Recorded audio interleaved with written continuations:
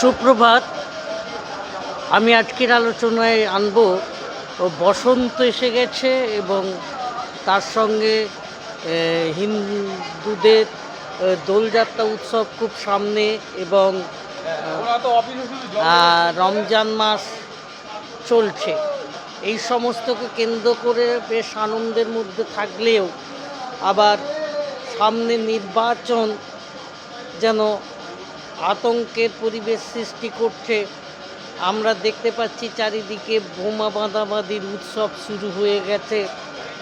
আতঙ্কের এই ভোট মানুষকে আনন্দ দেয় না।